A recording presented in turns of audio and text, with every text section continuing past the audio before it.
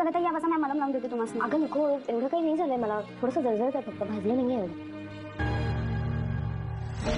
पाण्याखाली हात ठेवून फक्त काय नाही होणार. मला लावलं की बरं वाटेल. अगं अंशू ऐक माझं, एवढं काही झालं नाही. काय झालं? कुणाला भाजलंय? कदा त्यांचा हात भाजलाय. अरे बापरे, बघू. अगं काय आहे? लक्ष कुठे असतं तुझं काम करताना? किती लाल झालाय तो हात.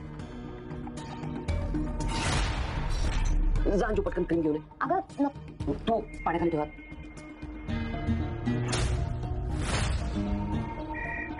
थांब थांब थांब, तू पाण्याखालून हात काढू नकोस.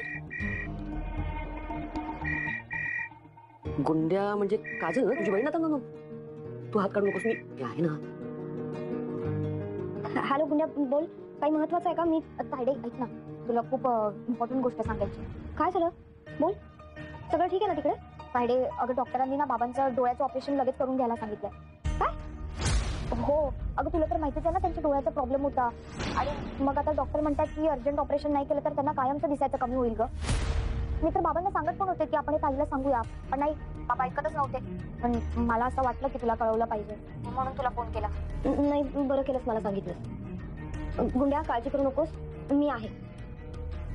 सगळं सांभाळून घेईन मी. हो यार तायडे, तू आहेस म्हणूनच सगळं नीट होतं यार. बरं चल, मी ठेवते फोन. हो हो झालं. काय झालं? ऑल ओके ना अंजू? ठीक आहे. सावकाश.